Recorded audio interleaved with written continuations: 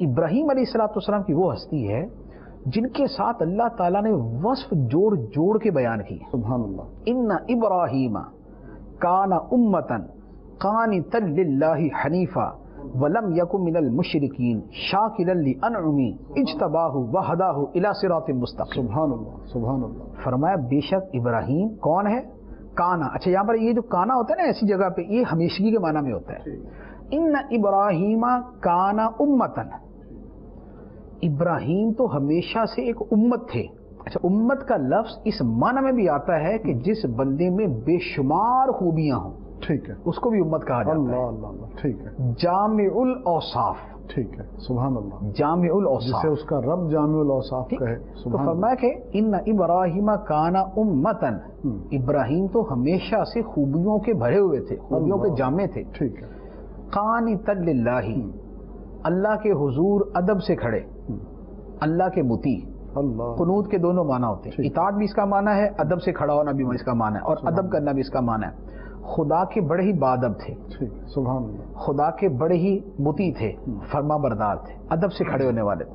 حنیفہ، ہر باطل سے جدا، اللہ. ہر باطل سے جدا، غلط بات دور، ابراہیم علیہ السلام سے دور. سبحان اللہ. یہ ہے حنیف.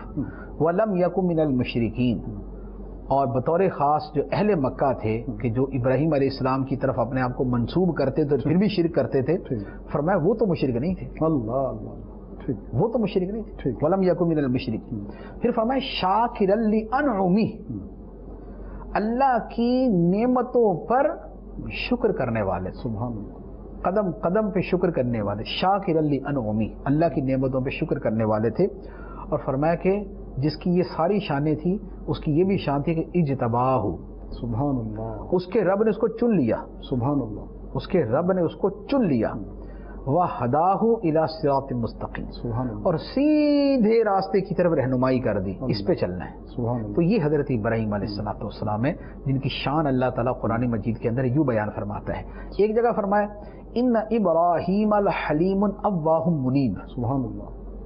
فرمایا بے شک ابراہیم لحلیم، بڑے ہی بردبار تھے، بڑے بردبار تھے.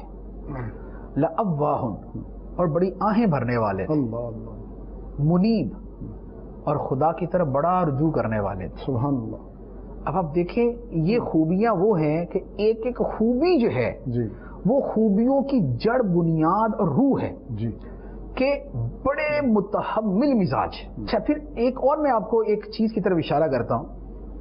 حضرت ابراہیم علیہ السلام جب اپنی قوم میں تھے، ٹھیک، ساری قوم مشرک، جی تو جو بندہ بڑا نرم ہوتا ہے نا وہ سخت قدم نہیں اٹھا سکتا. جی ایسا ہی ہوتا ہے نا، ایک بندہ بڑا نرم ہے تو وہ سخت قدم نہیں اٹھا سکتا. جو بڑا سخت ہے اس کے لیے بڑا مشکل ہے کہ دائمی نرم ہو. جی کبھی کبھار تو نرمی بندہ دکھا دیتا ہے لیکن دائمی نرم یہ بڑا مشکل ہے. لیکن حضرت ابراہیم علیہ السلام کو اللہ تعالیٰ نے دونوں چیزوں سے نوازا. سبحان اللہ. یہاں تو فرمایا کہ بڑے حلم والے، متحمل مزاج، نرمی والے، بردباری والے، ایک طرف یہ.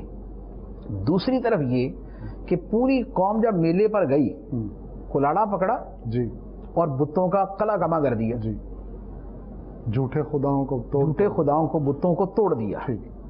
کیا اس وقت ذہن میں یہ نہیں تھا کہ قوم آ کے انویسٹیگیشن کرے گی جی کہ پیچھے کون رہ گیا تھا؟ ٹھیک.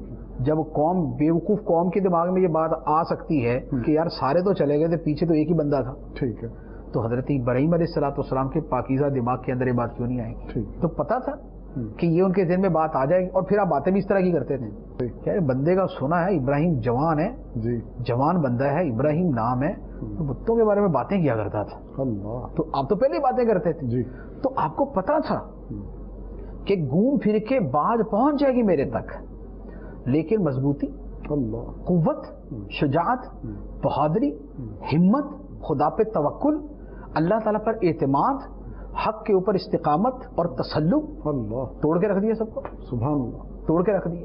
لیکن اللہ تعالیٰ فرماتا بڑے متحمل مزاج تھے، بڑے ٹھنڈے مزاج والے تھے، بڑے نرم تھے، بڑے حلیم تھے، بڑے کریم تھے. جی تو دیکھیں جہاں پر ڈٹ کے کھڑا ہونا ہے وہاں ڈٹ کے کھڑے ہونے والوں کے امام. سبحان اللہ.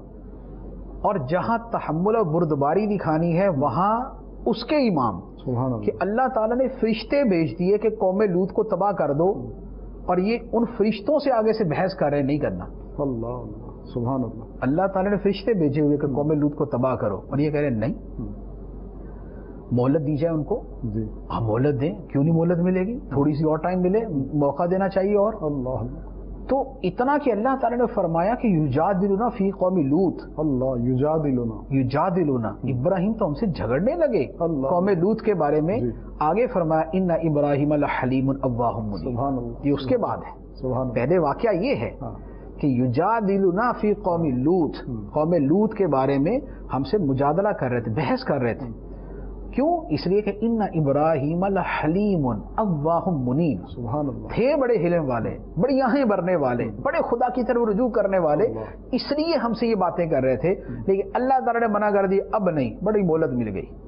تمہارا تو حلم اور بردباری اپنی جگہ، لیکن جو ادھر حضرت لوط علیہ السلام کو ستایا ہے، وہ جو میرے دوسرے پیارے کو وہاں ستایا ہے، جی تو اس کا بھی تو کچھ ہوگا نا. لہٰذا وہاں پر عذاب آیا ہی آیا، ان کو منع کر دیا گیا. تو یہ ہے حضرت ابراہیم علیہ السلام کی ذات مبارکہ. اللہ.